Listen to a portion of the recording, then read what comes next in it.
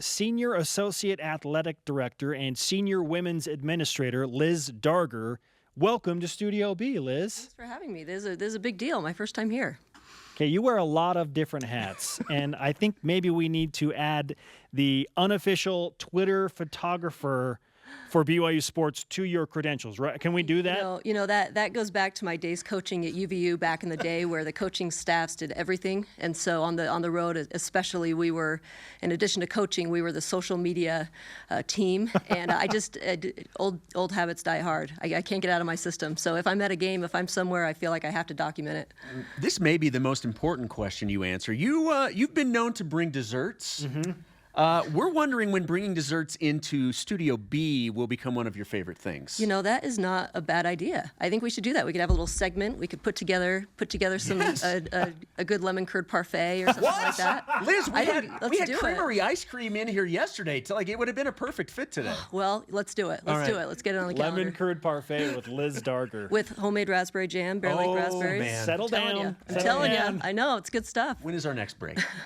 Okay, for those across BYU Sports Nation that don't know you, how would you define your role within BYU athletics? Yeah, it's a great question, and I get it often. I'm the Senior Associate Athletic Director and also the Senior Woman Administrator. And the Senior Woman Administrator, often called the SWA, is a designation that the NCAA came up with right around Title IX. And the reason was to make sure that there was a woman's voice heard when making decisions about student athletes. That was a time when a lot of programs were combining separate men's and women's athletic programs. BYU did that very thing about 13 years ago or so now, and so it was to make sure that there was a woman in administration. I don't worry about that tag much anymore. I know my voice is very much heard in our athletic department, and so I focus more on the Senior Associate Athletic Director duties. And for me, that I oversee 6 of our sports. I oversee human resources for the department, which is not my favorite part of the job. I oversee gender equity in Title IX, which often comes with that SWA designation, and I oversee student athlete welfare, which encompasses liaisoning with our academic services and career services and mental health and sports medicine and some of those things. And then I serve on a ton of committees. Wherever Tom wants me, that's where I go. There's no way we're fitting unofficial Twitter photographer on your bio. There are not enough characters in your Twitter profile to make that happen. Well, you mentioned what wasn't your favorite part. What's the best part of your job? Oh, absolute best part is anytime I get to interact with student athletes, anytime. And whether that's watching them compete, whether that's at a practice, whether that's presenting to them on different aspects of the athletic department, whether it's in our SAC meetings, anytime I'm interacting with a student athlete, talking to them about their career choice, that's absolutely the highlight of the job. I think that's why all of us do it, is to interact with the student athletes. Now, just to clarify, Senior Women's Administrator does not mean you're over all of the women's sports. Yeah, it's unlike what you heard me say just before we went to break. It's actually Senior Woman Administrator, okay. Meaning it literally is the senior woman in the athletic department. So solo kind spot. of a funny thing, a solo spot. And so I don't officially oversee our women's teams. I oversee many of them, but Brian Santiago oversees many of them as well. However, I have a very soft spot in my heart, obviously, for all of our women's teams, and there are certain things that I oversee in terms of helping to make sure that all of our women's teams have the resources they need to be successful. This is quite the week for BYU Yes, women's athletics. Holy cow, 2 number-1 ranked teams coming to Provo. Soccer on Thursday night hosting number-1 ranked Stanford, and then the next night, 9th-ranked BYU women's volleyball hosting number-1 ranked Stanford. What does this week mean to BYU athletics? Oh, it is a huge, huge, huge week. And I love that we start off the fall this way.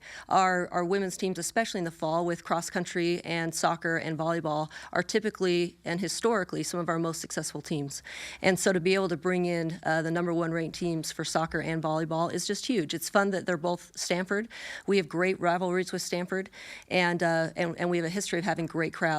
Soccer's the #1 attendance in the country the past 3 years, and I expect no less on Thursday. And women's volleyball has an excellent following, and Heather Olmstead's done a fantastic job with that program. And so to be able for our fans to come and watch some of the best college soccer and volleyball in the country, but also just for our student athletes to be able to compete against the best and see how they do. And I really think they're going to rise to the challenge. We have incredible female student athletes here, and they want that. They want to compete against the very best in the country. Liz, you've been working a lot with the NCAA Common Ground Initiative. Explain what that is and then the importance of it. It's a really incredible initiative the NCAA started in 2014 to bring together LGBTQ advocates from around the country with athletic administrators from mostly faith-based schools, but also some private secular or public schools, to dialogue and try and find common ground, with the goal being to create athletic environments that are safe and for student athletes of all sexual orientations, gender identities, and religions. And BYU, we joined the initiative a couple of years ago, and I've been privileged to be able to be a part of that. I've been on the leadership team of the initiative for about a year and a half now, and it's a really critical conversation. I think sports is a great unifier. I think sports is an environment where we can have dialogue and discussion around sensitive topics. Sports, certainly in my life, has helped me to meet people from different backgrounds and perspectives, and student-athlete welfare is critical, and that is something that we all have in common. And so even if we have different perspectives on other things, we can all come together to the table and talk about how we can better support our student-athletes. Liz Darger with us on BYU Sports Nation, Senior Associate Athletic Director, Senior Woman Administrator. I've learned some things, and now I'm going to implement those changes right now. It's an easy mistake to make. Most people make it. I'm never offended if I'm called the wrong title. It's all good. It's all good. I just want to focus a little bit on the entirety of the women's sports programs at BYU and just have people take a step back and look at the big picture here. Soccer, yes, took a step back last year, but they're up to a decent start. 1-1-1. They played a tough schedule. It's going to get that much more tougher tomorrow night. BYU women's volleyball has gone to 6 straight Sweet 16s. Cross country under Diljit Taylor is now in the top 20. Women's basketball is bringing back a wealth of talent, including hopefully off of an injury, 6'7" Sarah Hampson.